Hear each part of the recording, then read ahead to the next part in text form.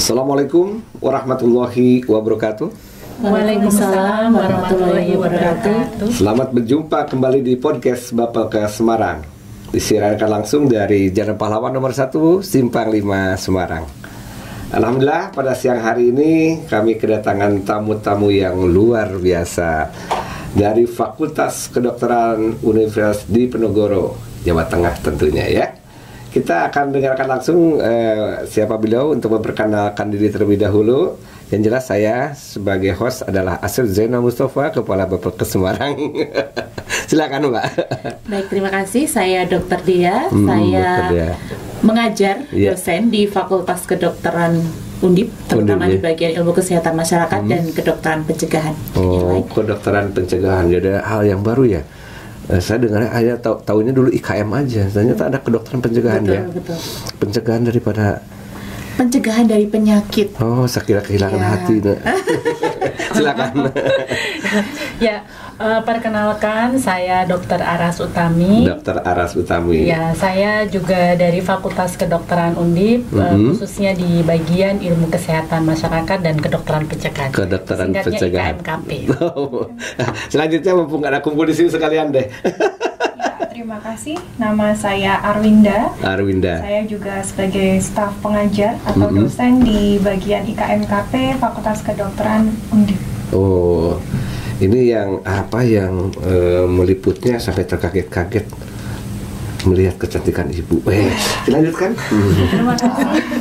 Saya Diara Wulandari, saya juga staf pengajar atau dosen di KMKP Fakultas Kedokteran Undip.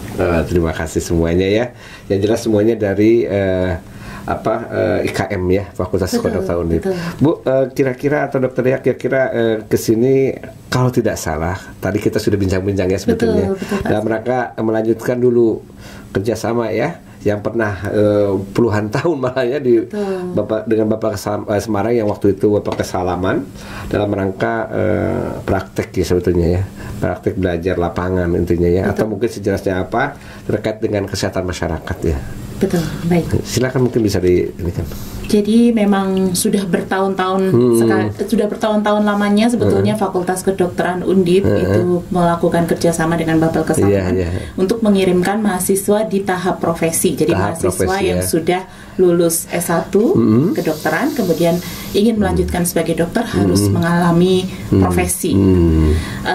Nah, kegiatan tersebut itu harus melalui stase bagian IKMKP dan salah satu wahana yang dulu kami sempat kerjasama adalah di Bapelkes pada waktu itu di kampus 2 yang ada di Salaman.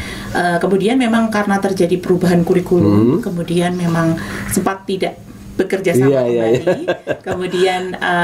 Kemudian ada COVID juga, kami pada waktu COVID sempat daring full, sehingga memang setelah ini karena kebetulan juga PPKM sudah dicabut, kemudian juga sudah banyak pelonggaran untuk kegiatan mahasiswa. Kami juga mendapatkan masukan dari beberapa alumni yang menyatakan bahwa mereka sangat puas ketika mereka belajar di langsung ke lapangan ke lapangan, kemudian belajar mengenai terutama masalah terutama mengenai manajemen. Sehingga pada hari ini kami satu tim datang untuk audiensi istilahnya untuk diskusi lah persiapannya kira-kira apakah ada kemungkinan untuk dari FK Undip melakukan kerjasama kembali. Dokter Dia sendiri dulu pernah di Salaman tahun berapa? Kebetulan saya lulusan UGM. UGM ya. Lulusan UGM. Tapi saya mendengar karena kebetulan dari tracer study, dari pengguna alumni dan juga dari alumni itu menyatakan bahwa banyak, bahkan Pak Dekan pun dulu sempat sana juga ya? Ya, bahkan beliau sempat di puskesmas dan mengatakan bahwa banyak mendapatkan ilmu dari Salaman ketika beliau ada di puskesmas, sehingga memang kami sangat berharap ada kerjasama lagi dengan ukuran yang utama dalam keberhasilan suatu program adalah dengan menanyakan langsung kepada orang-orang yang terlibat. Betul. Kemarin saya ke Lumajang kebetulan memberikan bantuan untuk bencana alam meletus ya, gunung meletus itu kepala dinasnya itu ternyata alumni Undip dan pernah di Salaman. Dia cerita bagaimana ini. Kemudian kemarin ketemu di Dinas Kesehatan Purwodadi ya, atau Grobogan itu ya. Nah, kita ke sana alumni dan pernah juga bukan alumni Undip aja, alumni Bapak Kesalaman katanya. Jadi 2 alumni. Mungkin Dokter Aras ini yang pernah mengalami di Bapelkes belajar. Tahun berapa itu? Nah, ini betul apa yang kita ukur itu bisa dilangsung dengan nanyakan langsung kepada orangnya. Alumni ya. Saya sendiri kan memang dari Fakultas Kedokteran ya, dari Fakultas Kedokteran Undip. Seingat saya di Salaman waktu koas. Tahun berapa tuh? Tahun 2007. 2007. Dan tapi memang kelihatannya masih baru keluar kemarin ya kedokterannya. Pak Asep ini ternyata tidak hanya Sunda tadi suka bercanda. Suka serius loh Pak. Suka serius. Susi. Ya Pak, suka serius Susi ya. Suka serius. Ya, jadi di tahun 2007 itu saya dapat pengalaman yang salah satu Salaman tuh sangat berkesan. Jadi saya teman-teman itu sangat berkesan ya. Satu tadi dapat ilmu ya, jadi ilmu mengenai manajemen puskesmas, terus ke desa pemberdayaan di desanya, pemberdayaan desanya pemberdayaan masyarakatnya di desa itu sampai saya ingat itu waktu di desa saking berkesannya ada gajah lewat. Oh gitu. Masih ada dulu? Ya, ada gajah lewat. Jadi ini maaf ya keluar dari topik. Jadi gitu? Ya, jadi tidak hanya pemberdayaan masyarakat ya, termasuk tadi bangun hidup yang lain. Maksudnya ada gajah? Ya, gajah lewat itu. Tahun berapa terakhir ya sebenarnya? 2007 itu. Masih ada ya? Masih ada gajah lewat masuk ke kampung, ke desa kami itu. Dan itu langsung kami heboh karena kan biasanya di kebun binatang. Iya. Gitu. Di pengalaman luar biasa Pak. Jadi kemarin kita pernah ngumpulkan dalam rangka forum komunikasi publik. Jadi masyarakat yang dulu pernah bekerja sama ya, karena COVID kita berhenti, kita kumpulkan tuh banyak yang sudah berumur ya, kader-kadernya itu. Ternyata kepala puskesmasnya sudah subur gitu. Wah, katanya ini dulu kecil-kecil sekarang wah. Oh iya, jadi langsung memori yang teman-teman ataupun kader juga senang. Dan mereka menyambut gembira sekali kehadiran Bapak Ibu nanti di sana sebagai pembimbing ya, fasilitator di lapangan di sana.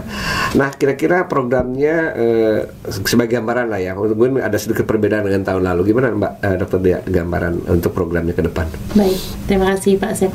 Jadi untuk yang lama itu ya, sebelum tahun 2007. Berapa lama dulu tuh? 8 minggu. 8 minggu? Ya, di 4 minggu. 4 minggu. Oh, yang di Salaman. Salaman. Di Salaman saja hanya 4 minggu ya. Nah, sekarang berapa kira-kira? Sekarang hanya dipotong menjadi 2 minggu. 2 minggu.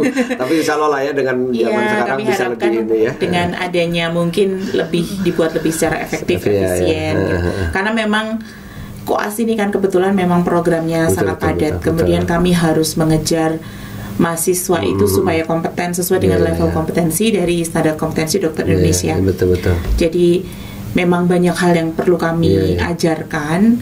Sebetulnya pengennya ya lebih lama lagi, tapi nanti akan memperpanjang waktu studi mahasiswa. Sementara mahasiswa banyak sekali yang harus dipelajari. Dan sekarang dokter terus yang dibutuhkan nih. Betul. Apalagi spesialis kan.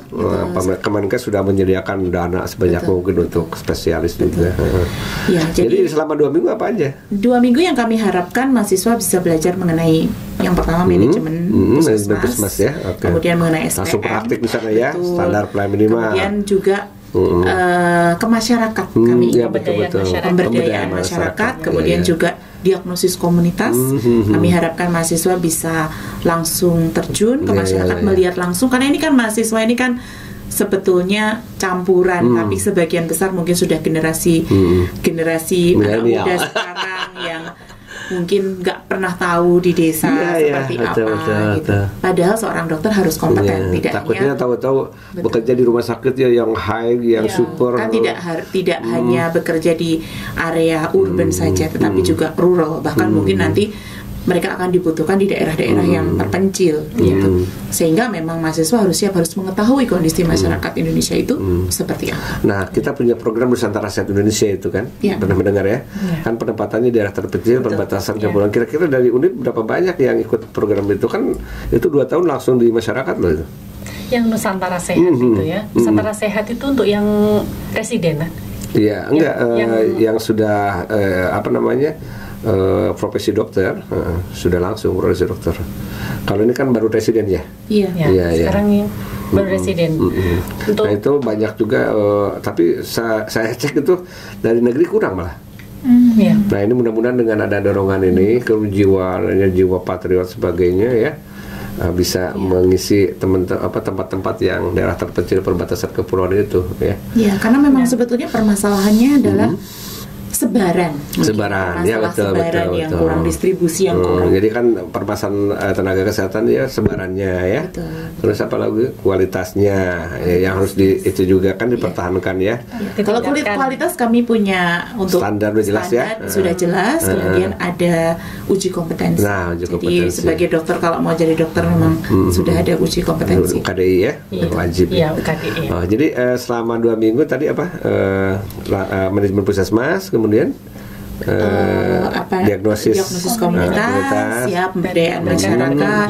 Kemudian tadi ada beberapa seperti manajemen resiko. Kemudian karena memang kekhasan dari daerah Salaman ini adalah dekat dengan tempat wisata, mungkin akan coba juga ada tambahan juga, akan baik juga kalau mahasiswa mengetahui mengenai travel medicine. Travel medicine malah ya, health tourism, travel medicine lagi ya. Travel medicine atau tourism health. Karena dari health tourism sendiri ternyata banyak juga bidang-bidangnya yang kemarin waktu saya di Jakarta dan juga di Batam itu memang bukan hanya health tourism dalam artian tourism ke sana ya, ada sport tourismnya dan sebagainya seperti itu. Dan untuk Indonesia sendiri kan tantangannya banyak juga yang berobat ke luar negeri ya. Nah mudah-mudahan dengan adanya pembelajaran seperti itu, suatu saat kita di Jogja juga orang datang ke sini gak khawatir, atau bahkan mereka dari luar negeri datang berobat ke Jogja seperti gitu. Triliunan rupiah ya kita kita bawa ke luar negeri ya seperti itu. Iya. Nah kira-kira dengan Bapak ke Semarang sendiri kerjasamanya bagaimana? Selama ini ya sampai tahun 2017 itu kalau saya melihat dari yang pertama saya melihat dari masukan dari mahasiswa. Jadi mahasiswa biasanya setiap kali selesai stase akan memberikan masukan. Dari masukan itu sebagian besar mahasiswa puas. Alhamdulillah ya, puas. Senang dengan pendidikan, proses pendidikan pembelajaran di sana. Kemudian yang kedua, tentu saja kami menilai dari pencapaian kompetensi. Yang kami lihat ketika kami menguji di akhir stase pada minggu keempat itu ada ujian yang kami lakukan, dan kami melihat mahasiswa juga sebagian besar, ada juga mahasiswa yang mungkin nakal-nakal sedikit, tapi sebagian besar itu sudah mencapai kompetensi dengan sangat baik. Nakal mah biasa juga pernah nakal. Pasti. Hanya jangan terlalu nakal. Iya. Sedikit saja ya. Sedikit saja. Iya, kalau Sunda itu kan suka canda gitu ya. Ada cek Sunda mah heureuy nak gitu. Artinya apa nih? Candanya. Saya taunya berem-berem itu. Berem ini berem merah. Berem. Jadi sudah terukur sebelumnya ya, sudah ada gambaran evaluasi ya, dan memang perlu dilanjutkan lagi ya. Betul. Dan kemudian kami kan juga ada uji kompetensi tadi gitu. Dari uji kompetensi kan juga ada pertanyaan di bidang kesehatan masyarakat. Yang mau uji UKDI ada pertanyaan. Apa pertanyaannya? Ya, pasti ada porsi untuk kesehatan masyarakat dan kedokteran pencegahan sehingga ketika belajar mahasiswa belajar itu juga sebagian besar mahasiswa bisa mengerjakan dengan baik, terbukti dengan hasil kelulusan yang baik. Iya. Ini juga nanti kan disiarkan langsung ke banyak ini namanya kan media sosial itu terbatas ya.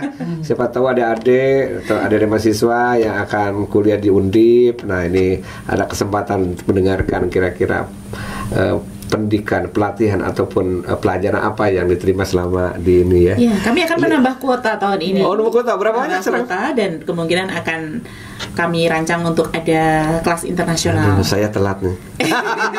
Udah mau pensiun baru masuk kedokteran. Ya, ada penambahan kuota lumayan. Dari 250 sepertinya lebih dari 300 nanti. Iya. Silakan dilanjutkan. Silakan kira-kira apa terkait kerjasama ini, Bu? Silakan. Silakan. Sudah saja. Kalau ini harus bicara paling depan loh ini ya. Kita agak dalam ya. Bisa aja nih. Tadi kira-kira epidemiologinya atau apanya juga di ini kan gimana? Ya, sebetulnya di SKDI sendiri ada banyak kompetensi. Salah satunya IKMKP ini epidemiologi juga masuk. Dari 38 masalah ini epidemiologi juga ada beberapa di standar tersebut. Ya, terutama kalau epidemiologi nggak disampaikan, apalagi baru COVID masa ya, makanya harus ada porsinya lebih tambah mungkin sebetulnya ya. Bagaimana testing, treatmentnya ya, begitu. Kita harus update. Kalau epidemiologi itu harus selalu update. Data dan penata laksanaannya. Apa OTW kan? Orang, tempat, waktu. Kalau orang Jawa, tunggu wae. Betul ya, tunggu wae. Pelan-pelan kalau orang Jawa. Jadi ini kebetulan saya kebetulan EPID juga. Jadi memang dengan EPID itu kan kita ngolah data dan sebagainya berdasarkan orang, berdasarkan tempat, waktu akan kelihatan. Analisis data yang ini harusnya diperkuat dengan analisis EPID juga ya di lapangan ya. Betul. Karena ini justru menurut saya sangat penting. Data harus benar, data harus diolah dengan baik, karena pada akhirnya nanti kita akan menciptakan kebijakan yang benar. Artinya intervensi juga nantinya akan menjadi lebih tepat kalau datanya juga baik. Dan ingat, semoga nanti dengan kerjasama Bapelkes selanjutnya, mungkin kompetensi khususnya kalau saya sih titip epidemiologi bisa kompetensi untuk calon. Apa bedanya data, fakta, dan informasi? Ini yang sangat penting. Karena mungkin untuk sekitar mahasiswa pegawai baru itu kita berolah dengan data dan fakta ya. Tapi ketika sudah diajarin di halaman, yang siap-siap menjadi kepala puskesmas, siap-siap jadi kepala dinas, itu yang penting informasi ya. Karena informasi itu adalah sesuatu yang berdasarkan hasil olahan data dan fakta untuk pengambilan keputusan ya. Seorang presiden, seorang gubernur, bupati bisa bicara informasi siapa yang olah, kita data-data. Oleh sebab itu dengan EPID ya, sombong kita dikit dengan EPID ya, harus menjaga kualitas datanya betul dari mana, harus sesuai sumbernya ya. Dulu kan sempat kita, mungkin bener nggak ya, dulu kan ketika ketemu 2 orang yang positif COVID, orang bertanya-tanya ya, mungkin lebih dari itu katanya ya. Dan dulu masih dikasih nomor kasus 1, kasus 2, lama-lama enggak.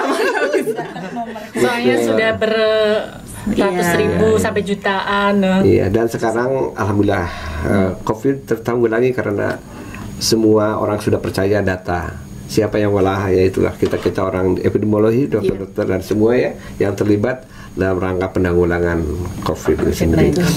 Dan saya pernah berbicara, Indonesia itu ditolong Tuhan, kata saya itu. Kenapa, Pak? Kenapa? Karena undang-undang tentang wabah nomor berapa? Nomor 4 tahun 1984. Udah lama sekali. Ya. 94 ya. Iya, 1984. Ya. Itu sudah lama belum diubah. Tapi ujung-ujung ternyata ada undang-undang tentang karantina kesehatan ya. Tahun berapa? 2018 ya, nomor 6 itu kan, tentang karantina kesehatan. Saya ngomong ke Pak Anung, mohon maaf Pak Anung saya sebutin ya. Saya cerita ke Pak Anung ini Indonesia hebat. Ternyata beliau yang nyusunnya ketika beliau jadi dirjen P2P ya, pemberantasan penyakit ya, pemberantasan dan pencegahan penyakit. Nah inilah Indonesia ini dengan peduli lindungi sebagainya itu ditolong Tuhan. Coba di Rusia dengan aplikasi peduli lindungi kalau tidak salah harus pakai undang-undang. Kita sudah ada undang-undangnya begitu. Nah inilah kebanggaan buat kita dan semuanya adalah karena partisipasi masyarakat. Nah oleh sebab itu pelaksanaan PBE atau apa sejenisnya di masyarakat yang sekarang kita akan lanjutkan ya kerjasamanya, insya Allah akan bermanfaat buat kita semua, buat masyarakat dan pembangunan kesehatan. Ngobrol-ngobrol tentang transformasi kesehatan sudah apa kan? Ada 6 kan? Iya. Nah, itu diantaranya kan dari mulai transformasi layanan primer, rujukan. Nah, primer rujukan kan kaitannya dengan public health nanti. Betul, ya, seperti itu. Betul. Kemudian ketahanan tadi ya, ketahanan kesehatan ya. Betul.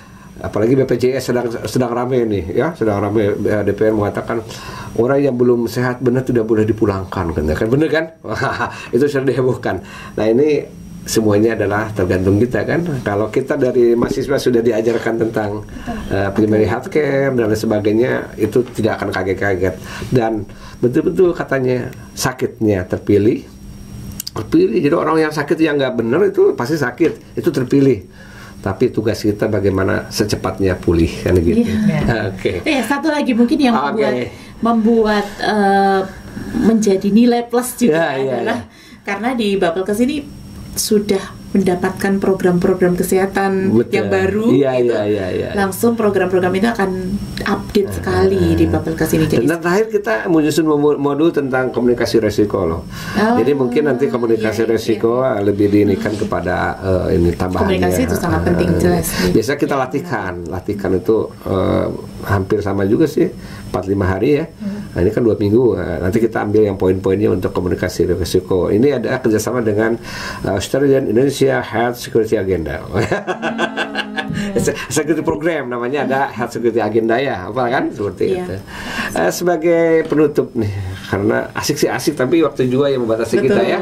Kira-kira close statement dari Dr. Dea, dari teman atau diwakili Dr. Dea, apa sih harapan dokter terhadap ini, baik untuk masyarakat, mahasiswa, untuk masyarakat, untuk Kementerian Kesehatan, bahkan untuk Undip sendiri ya. Oke, silakan Dok. Baik, terima kasih Pak Asep.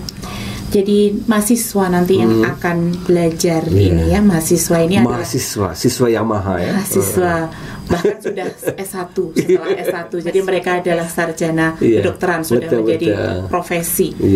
Mereka nanti yang akan menjadi tulang punggung Indonesia pada mungkin 10 tahun ke depan, 10-20 tahun ke depan. Ya, kita harus bangga terhadap Indonesia. Sehingga kita perlu mencetak belum lagi ada pasar bebas nanti kalau misalnya ada dokter-dokter dari asing. Oleh sebab itu merupakan tanggung jawab tidak hanya dari Fakultas Kedokteran tetapi juga dari semua pihak bahwa kita harus mencetak dokter-dokter yang siap, yang kompeten, yang bisa menangani masalah kesehatan baik itu pribadi, individu, keluarga. Nah ini sekarang di masyarakat. Jadi saya dan teman-teman mengucapkan terima kasih. Terima kasih Pak juga Asep, karena mendapatkan kesempatan untuk ketemu walaupun suratnya lama. Tapi akhirnya gak lama, agak tertunda aja. Tapi akhirnya bisa kesini bertemu dengan Pak Asep, dan Pak Asep sangat welcome. Dan Bapelkes teman-teman semua baik-baik semua. Kami senang sekali. Kami harapkan nanti setelah ini kami bisa lanjutkan dengan kerjasama yang lebih baik, dan mudah-mudahan kita bisa mencetak dokter-dokter yang kompeten. Betul.